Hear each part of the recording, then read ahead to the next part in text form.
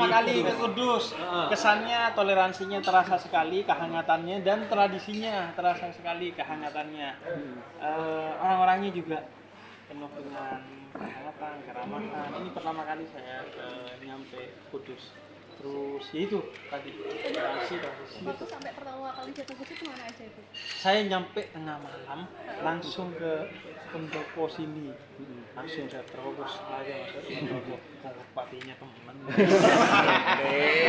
Enggak, kita sudah janjian sama Gus Hasan selaku PJ Bupati. Memang Gus Hasan semalam bilang sudah ada yang nungguin dari depan, Bib. Jadi pas saya sampai, Satpam juga sudah kenal kan, saya juga sudah kenalin. Ada pesan buat warga Kudus kan? Apa? Ada pesan buat warga Kudus. Pertama gini, sekarang itu di berbagai kota dan kabupaten seluruh Indonesia itu kan sedang menghadapi tantangan bonus demografi ya, di mana jumlah anak muda itu 60% menguasai populasi Indonesia.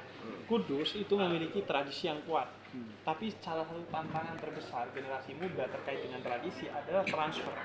Bagaimana tradisi ini secara knowledge dan secara afektif, secara kelakuan itu bisa dilanjutkan secara kontekstual oleh generasi mudanya. Nah, tantangannya itu bagaimana tradisi toleransi, segala tradisi yang positif ini bisa dipahami dan dijalankan serta dikuatkan oleh anak-anak mudanya. Saya rasa itu PR-nya bagi generasi muda, karena kan biasanya generasi muda ini bawa tradisi baru yang tidak lebih baik dari tradisi lama, atau bersikap a priori terhadap tradisi lama, kan dianggap kalau tradisi lama itu kuno. Saya rasa ini yang perlu, bagaimana generasi muda diedukasi tentang tradisi-tradisi itu dan memiliki akselerasi. Artinya saya nggak bilang bahwa tradisi harus dipegang sebagaimana dulu, tapi dikontekstualisasikan sesuai dengan keinginan anak muda. Dan saya berharap Kudus itu menjadi inspirasi bagi kota dan kabupaten lain di seluruh Indonesia. Artinya apa? Anak-anak mudanya itu menjadikan media sosialnya itu sebagai media untuk mensosialisasikan tradisi Kudus kepada Indonesia. Jadi banyak tradisi-tradisi baik kan di sini, tradisi-tradisi khususnya tentang toleransi yang perlu diketahui untuk menjadi inspirasi orang lain. Dan itu bukan hanya soal Kudus, soal anak mudanya, karena kreativitas itu kan datang dari apa yang menjadi keunikan dari Kudus, kemudian diceritakan ke kota lain, pasti akan banyak yang terinspirasi. Jadi saya melihat kan sudah banyak konten kreator yang sukses karena dia mendokumentasikan dan mempublikasikan keunikan di kotanya.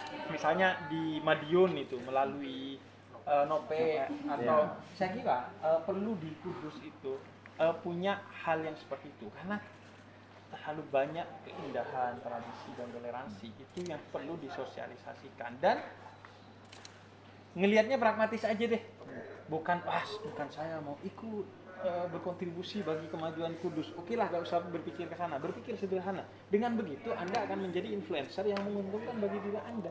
Itu aja kan sudah cukup jadi alasan bagi kita untuk menjadi konten kreator yang mempublikasikan nilai-nilai luhur dari Kudus. Dan saya rasa saya kenal sekali Gus Hasan, belasan tahun kita dekat, jadi saya rasa Gus Hasan punya komitmen kepada anak muda, karena saya juga sebagai konten kreator sudah lama juga didukung oleh Gus Hasan. Gus Hasan mengajak saya kemana-mana, apapun posisinya, karena kepedulian kepada generasi muda. Saya rasa optimisme itu paling tidak tumbuh di masa kepemimpinan PJ Bupati sekarang, karena saya tahu bahwa beliau punya fokus yang tinggi terhadap anak muda dan pendidikan, karena backgroundnya kan juga Kemendikbudristek kan, jadi punya kepedulian terhadap pendidikan. Artinya hari ini pembuktian bahwa pendopo dibuka untuk anak muda, untuk saya ketemu anak muda, dan juga beliau juga sampaikan tadi bahwa ini pertama bukan terakhir, artinya ada komitmen itu. Dan bukan hanya soal saya, siapapun yang mau, saya rasa selama idenya itu keren, saya rasa insya Allah PJ Bupati akan mengakomodir, karena ya saya